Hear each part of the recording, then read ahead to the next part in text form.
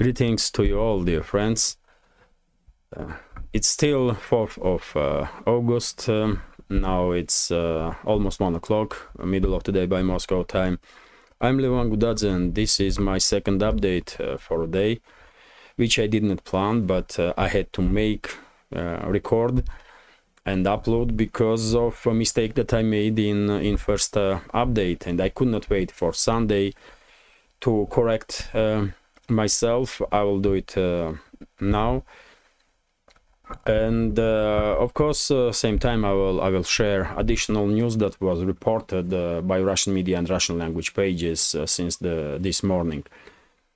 Well, let's talk about a mistake that I made now. And point is that when I was reporting about Ukrainian drone strike, naval drone strike on Novorossiysk in first update, I made mistake in geolocation of this city. For whatever reason, I get confused, I guess. I said that Novorossiysk is in Azov Sea, which is, by the way, here. That's Azov Sea. And Novorossiysk is here on the Black Sea. On the Black Sea, not far away from Crimean Bridge and the Azov Sea itself, but still it's a mistake, and one of the members of our community did notice it and let me know in comment that I made mistake, and I'm thankful to him for correction, and well, I'm gonna correct myself. I apologize for mistake. This is a big mistake. I don't understand how did I manage to mistake geolocation of Novorossiysk, but well, because on regular basis on every single update I have to talk about many settlements and location, geographic location of those settlements. Well, it's I guess it's easy to get confused at some point, and well, it's good that this mistake was noticed, and I have a chance to correct myself. So Novorossiysk, by the way, is not in Azov Sea, it's on the Black Sea. And maybe one of the reasons why I get confused is that during the previous strike on Crimean Bridge by Ukrainian forces, by Zelensky's regime, some rumors were circulating in Russian segment of internet that those naval drones that target Crimean or Kerch Bridge possibly was launched from the north, from the Azov Sea. And when I read this morning information about night strikes in direction of Novorossiysk, for whatever reasons, I start to think about possibility that maybe drones were launched not from Odessa or Nikolaev regions, from the west. And by the way, just look at how big of a distance is from this area, from Nikolaev or Odessa regions to Novorossiysk. Drones have to move almost all across the Black Sea and avoid detection when they would pass Crimean Peninsula. And maybe automatically I did start thinking that possibly these naval drones were launched from Azov Sea, from where Novorossiysk is much closer. If we take a geography of this area. But anyway, whatever the case, I made mistake. I apologize for it, and I'm correcting myself. Novorossiysk city is in Black Sea, right here. That's it, by the way. And when it comes to this drone strike, we do have some additional information that was reported by many Telegram pages, for example, but officially Russian Defense Ministry or Russian officials are maintaining on first the statements that two drones were directed in towards Novorossiysk, and both was destroyed. But On Telegram, we did see some reports, some sources did report that one of the big landing ships of Russian Navy was for whatever reason damaged and tilted, as you can see here on this picture, for example. And there's some video also. And by the way, I did share all this video and photo material on my Telegram. You can check it if you are interested. And also this video surfaced where you can see naval drone is moving in direction of Russian ship and basically hitting Russian ship. I guess this is a large landing ship of Russian Navy. And also there is another video here that damaged Russian ship is pulled away. I guess this ship will be moved in direction of docks for repairs, and you can clearly see it has quite significant tilt on one side. And well, on some Russian sources, news is circulating that this ship was damaged by Ukrainian naval drone. Although I did check right before I start recording this update, I did check main Russian media outlets, and there was no reports, at least for this moment, that this ship was damaged by Ukrainian drone. During the day, probably we will have some statements about it from Russian officials, and I will share that information, of course, on my Telegram. But well, main reason once again that I decided to make this second update for today is to correct myself when it comes to geolocation of Novorossiysk. It's not in the Azov Sea, it's on the Black Sea here. So that's been clarified. I guess now let me share with you some additional news, and I will make this update as short as possible. So RIA Novosti is reporting that officials, Russian officials on federal and regional level in Krasnodar region did make decision to, and Russian militaries did make a decision to increase security measures in Sochi, which is, by the way, let me show you Sochi also, which is here, also on the Black Sea. This is a port city of Russian Federation. And decision was made to increase security measures after night drone strikes on Novorossiysk, which is quite understandable. And there was reports, by the way, that restriction on movements of ships in and out of Novorossiysk have been removed. So there is no emergency declared at this moment. So everything is as usual. But well, lessons have been learned, and I guess all the major ports of Russia on Black Sea and Azov Sea will increase their security. Also, interesting news, TASS news agency is reporting that during the previous 24 hours, Belgorod region was shelled with 100 different type of shells from Ukrainian side, and also by drones.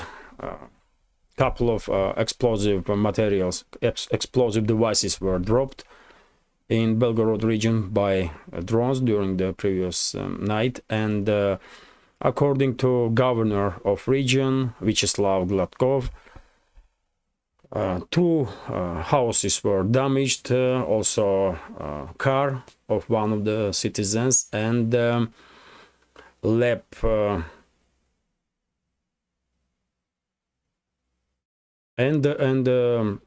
power lines were also damaged. In one area, a field with grain caught fire as a result of shelling.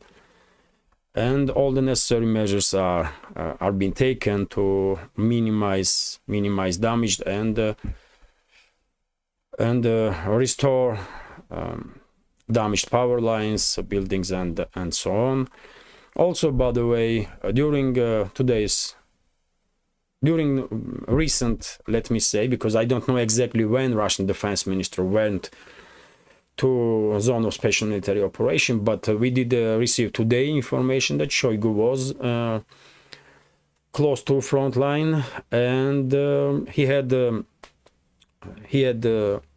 conducted inspection of central group of forces of Russian Federation, and during this visit he have been shown this Swedish armored personnel carrier CV-90, which is a trophy of Russian forces, and well, it seems like Russian military is not really impressed with this piece of military equipment, which was destroyed, by the way, by RPG-7.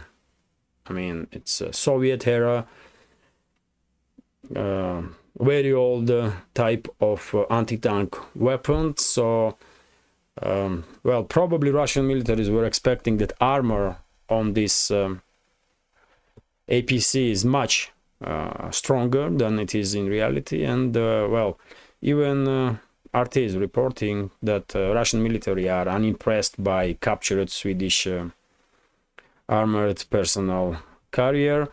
I believe there will be some serious checks done on in equipment that is used in this armored personnel carrier, especially gun and fire control system, and maybe as a result of reverse engineering we will see this technology have been integrated in Russian armored vehicles. It's a possibility. Why not? If it will help Russian engineers to improve Russian equipment, then why not? Also, RIA Novosti is reporting that US and Ukraine began, State Department did confirm that they did began negotiations about security guarantees for Ukraine. And well, according to State Department, these negotiations will be conducted today. And well, at one hand, it's interesting that US is still trying to play some role of some kind of friend of Ukraine, when in reality US elites basically destroy Ukraine by pushing this state towards its end. But in other hand, it's interesting to see what kind of guarantees US can promise to Ukraine, when I'm personally quite sure that once this conflict will end, there will be no such a state on political map as Ukraine. I'm 99% convinced that after this conflict will end, there will be no such a state on political map as Ukraine. So entire these talks and noise about Western security guarantees for Ukraine is just noise, really. It means nothing. Absolutely. Yet again, this is my reading of picture. Also, interesting news. TASS news agency is reporting that Russian ambassador, if I'm not mistaken, yes, Russian ambassador in US, Anatoly Antonov, did make statement that US administration, Biden's administration, did try its best to somehow derail Russian Africa summit that did take place in St. Petersburg just recently, a few days ago, and Washington is trying to minimize significance of that conference, which is understandable, isn't it? It's not just Washington, really. It's government of France is also quite keen to minimize relevance of Russia-Africa summit and relationships between Russia and many African nations. But well, I guess we can explain this reaction from Washington Paris or some other Western major Western capitals as a gesture of desperation, because they are losing influence in Africa when Russia and China, for example, are gaining influence. And as you can see, in many Western-controlled African nations, some protests are taking places, and quite often you may see Russian flag on those in those demonstrations. So I believe Washington, U.S. administration and the government of France and some other Western states are not really happy that while they're losing control over the African states and their influence, Russia is welcomed in Africa. But yet again, it's US and France and UK that destroy their reputation. It's nothing to do with Russia, really. It's them that destroy, and their policies, colonial policies, that destroy their reputation in many African states, or in all of them. And by the way, this is gonna be last news for this short update, which is about Russian ruble. And well, this morning, for a short time, Russian ruble did reach exchange rate between Russian ruble and US dollar was 95 to 1, highest number since March of 2022. And well, this is I guess trend that will continue. I mean, weakening of ruble. This is a trend that probably will continue until ruble will reach optimal balance that will adjust with the balance in trade, foreign trade of Russia. And my prediction is that ruble will stabilize on levels like 110, 120 rubles for a dollar. But yet again, I'm not expert in finances, so I can be mistaken. But as I said quite a few times before, Russian Central Bank has probably one of the most qualified heads, Nabiullina, and even if me personally or many of us disagree with some policies that she is conducting, I have to recognize that it's her policies, and it's her work, and that did make possible for Russian economy and Russian currency to withstand this immense pressure that was put on Russia by Western elites for more than 17 months now, I believe. So I guess we will manage to go through these difficulties that will be generated by weakening ruble. And by the way, this is it for this short update. It's only like 20 minutes.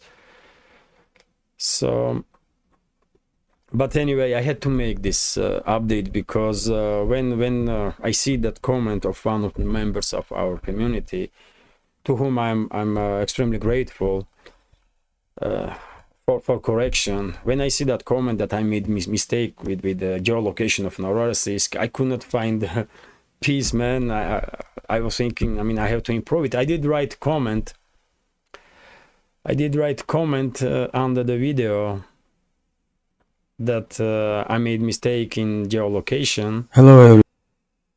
But anyway, that was not enough for me, so I had to make this second update. I could not wait for Sunday because tomorrow I will have day off, as I said in my first update. So yes, that's my comment, by the way, when I did correct myself. when I did correct my mistake. But now I will, now when I did make this video, well, I will try to rest. So yes, this is it for now. Once again, I apologize for that mistake about geolocation of Novorossiysk. Honestly, I don't understand how could I mistake, could I mix up such a simple stuff, but well, it happens. So yes, this is it for now. Thank you very much for your attention and support. I wish you once again, I wish you a great day and great upcoming weekend. And if you can, please hit that like button here and on the first update if you did not see yet, and leave some commentary if you can about any topics you like. More likes and comments definitely do make significant change. And if you can, please share links to my videos or my channel with your friends on Twitter, Telegram, Facebook, or any other platform that you are active on. And if you think this channel is useful and deserves your support, please consider to do so through PayPal, buy me a coffee, or by subscribing on my Patreon page. You will see links under this video in the description box or in the pinned comment. This is it for now. Have a great day and take care.